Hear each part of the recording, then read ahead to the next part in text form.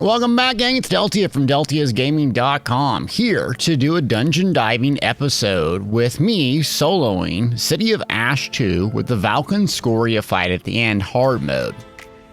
So in this video, I'm going to show you some tips and tricks to play the Stamplar that I've created in more of a solo aspect, more tanky, and giving you some ideas of how you can augment your build in PvE to be very survivable even on a stamina build.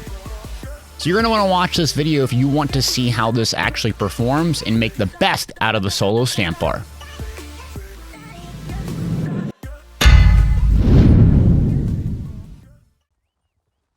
And we're off. City of Ash 2, Veteran Mode Solo. So I'm going to be using my solo build, which is Briarheart 5-piece on the front and Vicious Ophidian on the body at all times, along with Pale Order for massive solo healing. This setup will not be the most damage producing, but it makes you very survivable because as a Stamplar, or Stam builds in general, you have to play up close and you don't have a massive shield besides the bone shield from Undaunted that doesn't scale as well as the magic based users. So you kind of have to spec and gear yourself towards more massive healing over time, and that's exactly what we do. All right, we're approaching the first boss, and we're going to do a little ad pull up here. And so we're going to start the fight by doing some of our pre-buffs. So Extended Ritual if you're using that. Rune if you're using that to get the armor buff. So typically you want to go in with your buffs up for the duration, and that way you can get a good start on the fight. Constantly do that. Whether you have a healer or not, it's very important to get in the habit of pre-buffing. Even using skills like Deadly Cloak if you're using dual wield, or some type of Echoing Vigor. You see me cast that because I can anticipate damage coming in, so I want to make sure I have heals rolling into the initial fight. So now we got the ads down and we're going to do the boss fight. So essentially there's 3 ads, including the main boss, and we're going to target the healer ad. I'm using an Undaunted skill in my back bar, which seems kind of odd because it's a taunt, but actually it increases damage by 10%. And if playing solo, it really doesn't matter if I taunt it or not because everything is going to try to kill me. So the things that will kill you here in this fight is the one-shot mechanic right there, the heavy attack by the boss. You can block it, but I'd highly recommend dodging if you can. So your peripheral vision while you're taking out these mobs needs to be on the boss and the heavy attack mechanic. Try to dodge it if you can. And then we're going to focus on the healer because, well, it can heal itself or others. That's going to be the annoying thing to deal with. So the boss is going to be chaining you. You're going to have ads coming up, and you're just going to have to heal through it and maintain your heal over time with Echoing Vigor. Briarheart's going to be proccing, Pale Order if you have that, so we're just going to have massive amount of healing coming in. So now we got about the healer down, and then we're going to focus on the secondary ad. And we're going to park the melee boss on top of the range. Very simple tip here, but when in doubt, park them on top of each other. You want to do more damage to more targets than less. Now, your tank out there, I constantly see tanks not doing this. So cognitively think, oh, there's a range target, but there's also a melee. Why not walk it, taunt it, and then park it on top of each other? So now that we got the healer down, we can more or less take our time and focus on the ads. And as long as the heavy attack is blocked or dodged, which I highly recommend doing, you're not going to get killed. The overwhelming part here is the ads. So you have to kind of deal with them. They can be quite useful to actually use as resource pools. So Vicious Ophidian is going to proc, giving us a lot of resource back. Repentance, their corpses, is going to give us healing. Obviously, they're doing damage to you, but use them for resource sustain in between fights. So I got about 3 of them right here. I'm going to stack on top of the boss and try to nuke them down. I'm going to use Repentance, and now you can see with Repentance up, if I use it right here, about a full stamina along with Vicious Ophidian and Bloody Renewal champion points proc, and I'm doing really good. So peripheral vision, looking at the ads, seeing if they're overwhelming me, backpedaling up, and I'm just making sure I don't eat a heavy attack. So as long as I got 2 or 3 of them, I'm close to basically enough where I can just DPS it through. So we're just going to throttle down, make sure we maintain Deadly Cloak. We're going to go Echoing Vigor as we need heals, Power of the Light, and nuke down that first boss.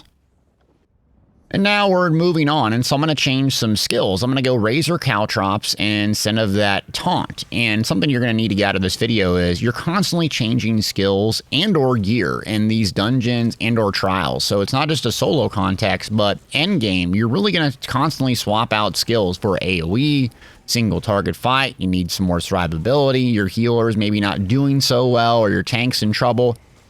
Constantly swap things in and out. It's really important. So we're just about done with this ad pull. I got full resources up, and then we're going to get to a boss. So this boss is a little bit tricky and a little bit different than what we've faced so far. So what's going to do is summon ads at different intervals, and the ads aren't really that big of a deal. The only downside of them is if you leave them up and not kill them, what's going to happen is it's going to do a suck-in mechanic where it uses those ads and kind of sacrifices them for HP. So essentially, they're not going to really kill you, but they're going to overwhelm you. So you're trying to do as much AoE as possible. So as you can see, this build loadout, I got Deadly Cloak, that's massive AoE. I got Stampede, massive AoE, and Caltrops, massive AoE. So when it tries to channel these ads, no problem. They're just going to eat it so much. So that's kind of your rotation and why I swap those skills in and out, because this context, I need massive AoE on top of the boss. Going back to what we talked about earlier, you need damage on top of as many sources as possible. So if I can damage the boss simultaneously as killing all of these ads, it's a win-win. Instead of just single targeting the boss, I don't have a tank. So I have to do this all myself. And again, the ads aren't that troubling. You're going to get a range one you see over there. Usually if you pull back far enough, it will stack on top of wherever you are or kind of teleport to you, but it's not working so far. So I'm just going to take the time to kill it and get back on the boss. Now that we're back on the boss, essentially at different intervals, it's going to get more ads. And so this last little bit is what we're going to do is save up for a Flawless Dawnbreaker to get 20 seconds of 300 weapon damage instead of using Crescent Sweep. Because otherwise, those ads are going to overwhelm us. And so it's going to continue to spawn more and more ads. What you got to do is maintain those AoE dots. So Stampede, Razor Caltrops, and then Deadly Cloak, so you can do as much damage on the boss and the ads as possible. Once you get down to about this low health, you just need to single target, focus that boss down, get it nuked, and then we're on to the next fight. On to the bridge fight, and bridge fight is just more AoE, more of the same. So you're maintaining your discipline with Razor Caltrops, Deadly Cloak, and then Stampede. And you're not really spending a lot of time doing biting jabs. You're going to let the AoE in a 360 radius do its job. You're going to encounter two ads that are sword and board that just like that will run by me. They kind of respawn. So that's something you're just going to have to deal with. And in this pull specifically, you're going to have a healer. You're going to have a melee that's going to do a heavy attack. You're going to have those clan fields. They're going to stun you. So you need to maintain your echoing vigor on your back bar. Reason being is if you get stunned, heavy attack coming in, you can pop back up pretty quickly. So echoing vigor, like right there, you see that? And I do a repentance, I'm back up to full health. So if you don't maintain that, especially in a solo context, it can be very difficult. And also you can pre-cast it before you go into a fight, which can be very helpful. So more of the same here, bunch of ads and kind of just maintaining the discipline on the buffs, and you're kind of line of sighting and rotating. So in a solo context, you kind of always want to kind of line of sight because the NPCs will get stuck in animations with the AoE cleave like that from the Clan Fear or the Fiery Breath. You can avoid a lot of that damage just by constantly rotating. I know it like makes you dizzy. You're not on a parse dummy though. So make sure that you constantly rotate to avoid damage that you don't need to take. Last one before we get to the Colossus here, so more of the same. Melee, Archer, Healer. So big, massive AoE. We still got the two people that are going to come chase us over and over, but we're just going to maintain our discipline, have heals on our back, block when that big old circle comes in, and we should be just fine and get ready to go for the next one.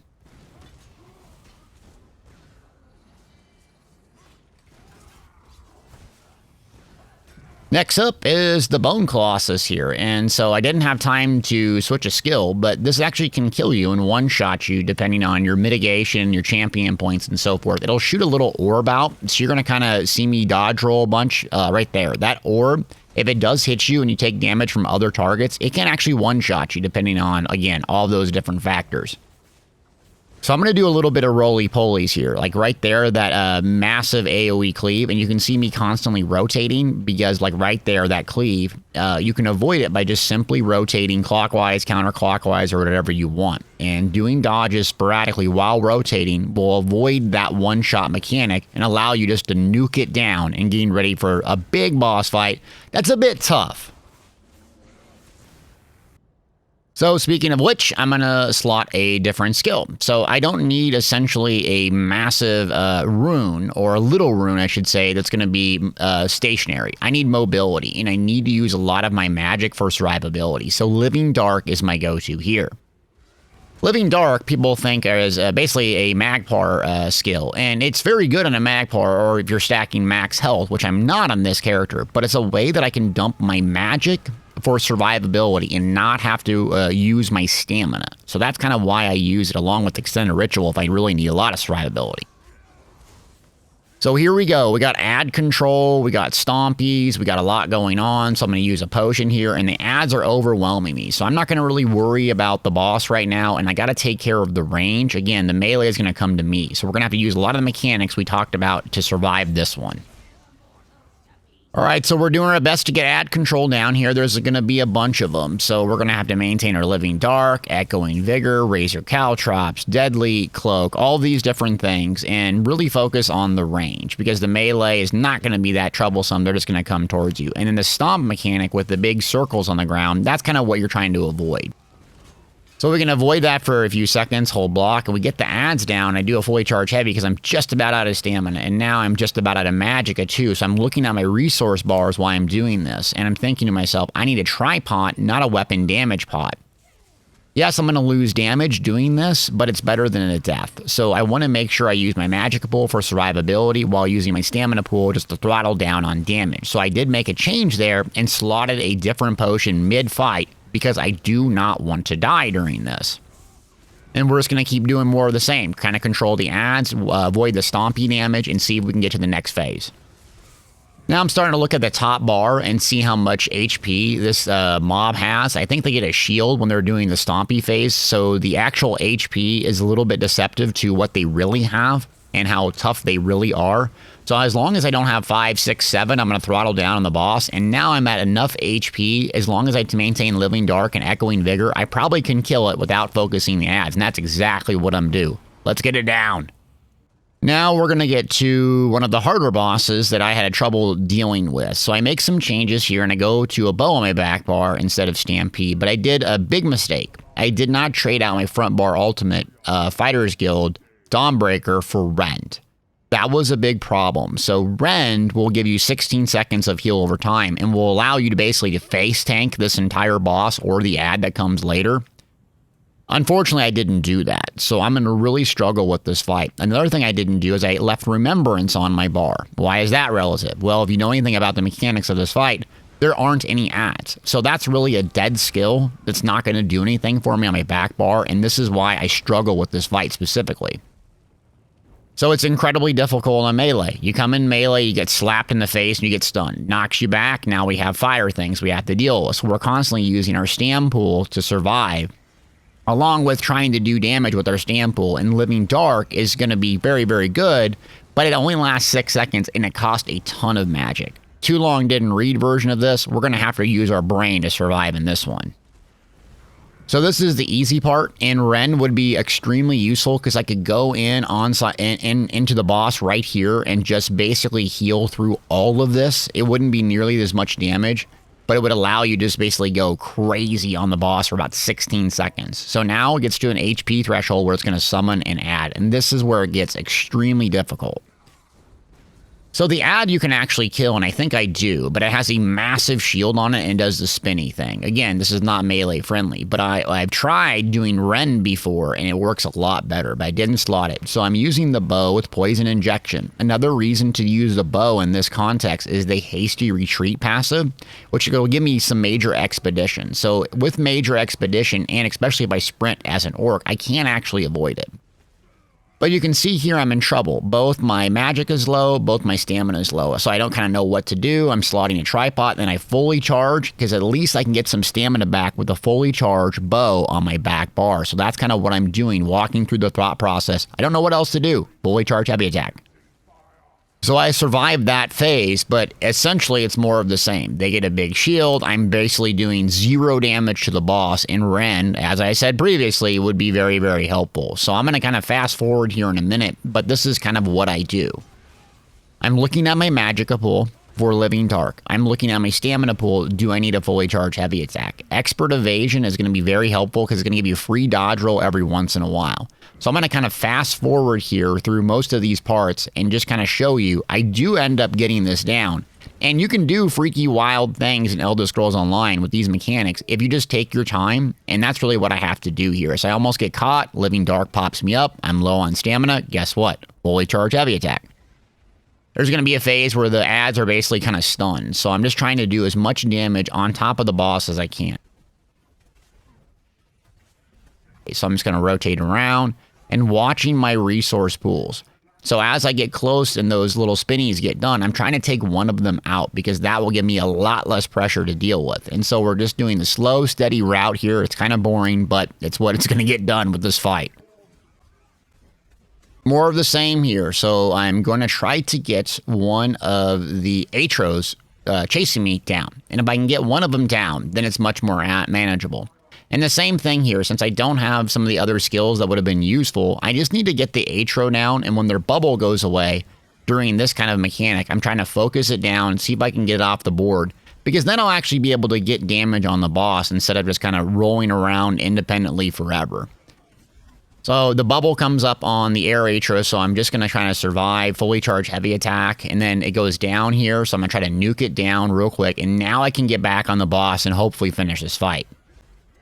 So what we can learn out of this encounter is my mistake, which is making sure you understand the PvE context. If you're going to do these solo challenges or you're learning these dungeons and mechanics, you need to understand the mechanics first, and that's going to determine what you slot on your bar. As we previously stated, the ultimate's not really that relative. I have to come into range too often, and I'm not able to keep a lot of uptime on the damage on the boss. Basically, everything could have been a lot better. So, Repentance, dead skill on my bar. Restoring Focus, another dot, maybe like Arrow Barrage or Endless Hail would have helped out a lot. Some other resource sustaining tool that does not revolve around corpses. And now I'm just going to maintain my discipline, fully charge heavy attack, and we got it close to being down. So I'm going to rotate around, still keep up my Living Dark, still keep up my Echoing Vigor so I don't actually just die right around the last little percent. Knocks me back, and we know it's going to happen. So I'm going to go back to my back bar, get a little bit of damage on it. And you see I didn't get out of range, but Living Dark is such a strong heal, it got me up. Now I'm coming close for a Crescent, and hopefully I can get this thing down.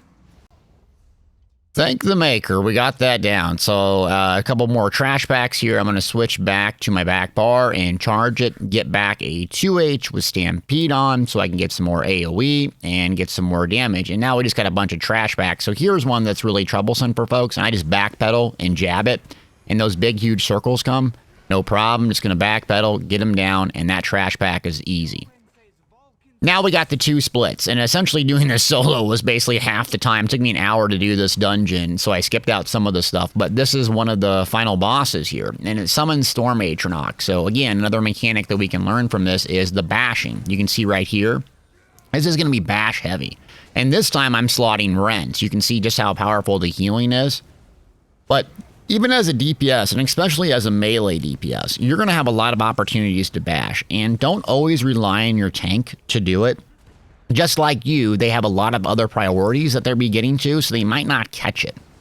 So as you advance as a player and as a PvE DPS, you're going to add a lot of value to your team if you're up close in melee range, and you can stop that big, huge, heavy attack mechanic from happening. And this specific boss will just do mechanic after mechanic. And so you can see here, I'm going to do Caltrops, Living Darks up, Stampede. So I'm going to let the AoE do the work here, and I got a Rend up. So if I hit a Rend on the boss, bang, I'll have just so much healing that the ads are starting to fall off. Meanwhile, I'm still maintaining most of my damage on the boss. So it goes much, much faster than the other way around. So we're going to get this boss down, and then we have to do the exact same thing on the other side. I'm going to skip that because it's basically the same mechanics here. So you don't really need to worry about that. So we're going to crescent sweep, get this one down, and then we're going to have the Valkyn Skoria fight, which is going to be a long, really challenging one. So as I approach here, it takes me about 5 or 6 times. So this is not a no-death run, but it takes me about 5 or 6 times, and I get the hard mode activated, and I really have to change a lot of skills and a lot of gear. So what I did is keep it simple, stupid.